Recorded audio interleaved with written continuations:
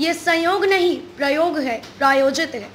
ममता जी ने चुनाव से पहले भाषण देते हुए कहा था कि चुनाव समाप्त होने के बाद सीआरपीएफ तो वापस चली जाएगी, उसके बाद का समय टीएमसी का होगा। हम भी देखेंगे। आज पूरा हिंदुस्तान और विश्व देख रहा है कि बंगाल में क्या हो रहा है। ममता जी, आप जीत में गरिमा रखिए।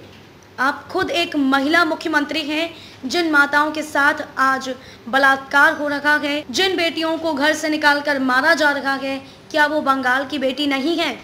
क्या उनके साथ ऐसा व्यवहार होना चाहिए? बंधुओं को जो आज हमारे इस वर्चुअल मीट में और कुछ पत्रकार जो यहाँ लाइव भी मौजूद हैं कोरोना के सारे एप्रोप्रिएट बिहेवियर के साथ, उनको मैं बहुत बहुत धन्यवाद दूंगा कि इस घड़ी में आप लोग हमारे साथ आज खड़े हैं। बंधुगण, बहुत दुख के साथ कहना पड़ रहा है कि आज कोरोना काल में जब देश कोरोना के साथ लड़ रहा है, हमें यह पीसी करना पड़ रहा है। और मुख्यतः यह प्रेस कॉन्फ्रेंस बंगाल में जो स्थिति अभी बन के उभरी है, जिस प्रकार से वहां हिंसा हो रही है, उस विषय को लेकर है। प्रजातंत्र में आज जो जिस प्रकार का मंजर हम बंगाल में देख रहे हैं, विश्वास नहीं हो रहा है। आज से पहले हिंदुस्तान में कभी इस प्रकार का मंजर किसी चुनाव के बाद किसी भी राज्य में हम में से किसी ने नहीं देखा था। बहुत दुखद है। धू धू करके आज बंगाल जल रहा है।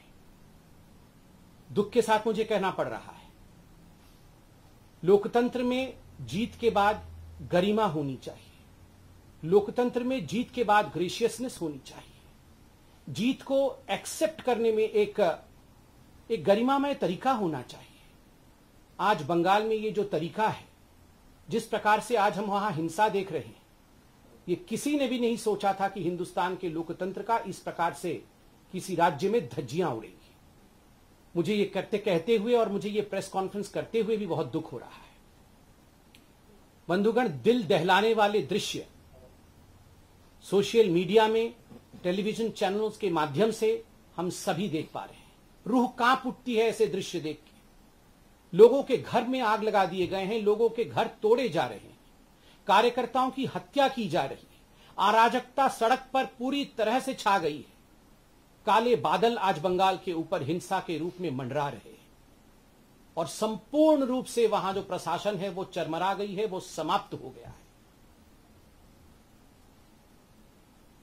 हमारे कार्यकर्ता हर मिनट हर घड़ी हमारे नेताओं को फोन कर रहे हैं और एक ही गुहार है, हमें बचा लीजिए, हमें बचा लीजिए। हमारे घरों को, हमारे घर वालों को मारा जा रहा है, हमारे साथ हिंसा हो रही है, हमें बचा लीजिए। सबका एक ही गुहार है।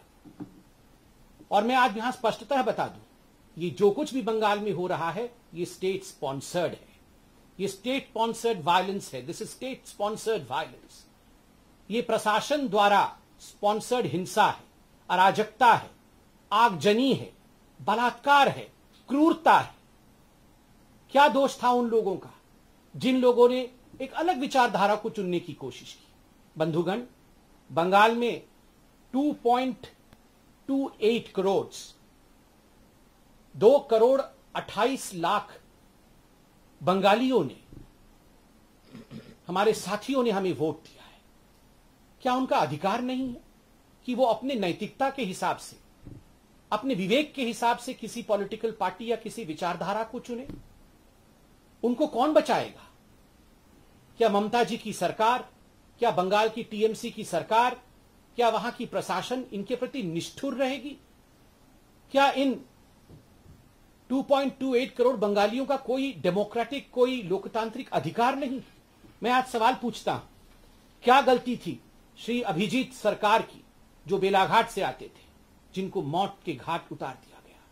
क्या गलती थी श्रीमती शोभा रानी मंडोल की, जो जगदल से आती हैं और उनका कसूर सिर्फ इतना है कि वो एक मां थी, एक भारतीय जनता पार्टी के बूथ कार्यकर्ता की।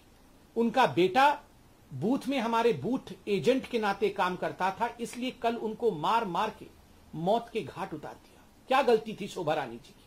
क्या गलती थी उत्तम घोष की, जो रानाघाट से आते हैं, उनको घसीट घसीट के मार दिया गया? क्या गलती थी होरोम अधिकारी की, जो सोनापुर दक्षिण से आते हैं, उनकी हत्या की गई। क्या गलती थी मोमिक मोइत्रा की, जो सीताकुची से आते हैं, जो आज वो हमारे बीच में नहीं है? और क्या गलती थी गौरव सरकार की, जो बोलपुर के सदस्य थे, बोलपुर से भारतीय जनता पार्टी के सदस्य थे, उनको मौत के घाट उतार दिया गया।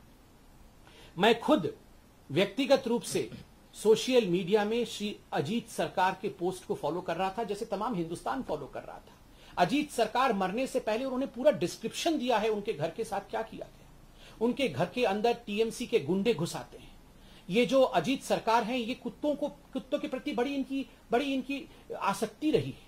जो स्ट्रे डॉग्स होते हैं उनको वो अडॉप्ट करते थे, उनको पालते थे, उनको दूध पिलाना, उनको पाव रोटी खिलाना, किस प्रकार से वो करते थे, एक मानवता का काम करते थे। उन्होंने लिखा है मरने से पहले कि मेरे घर में टीएमसी के गुंडे घुस आए और जो कुत्ते मैंने पाल रखे थे, उस कुत्ते ने छोटे छोटे बच्चे दिए थे, उनको काट दिया, उनको नृशंसता के साथ, उनको क्रूरता के साथ उनको मार दिया। उसके बाद उनके घर में आग लगाई गई और बाद में सड़क में खींच करके उनको लिंचिंग करके बीच सड़क में टीएमसी के गुंडों ने मौत के घाट उतारा। उनकी गलती सिर्फ इतनी थी कि उन्होंने भारतीय जनता पार्टी के लिए काम करने को स्वीकार किया था।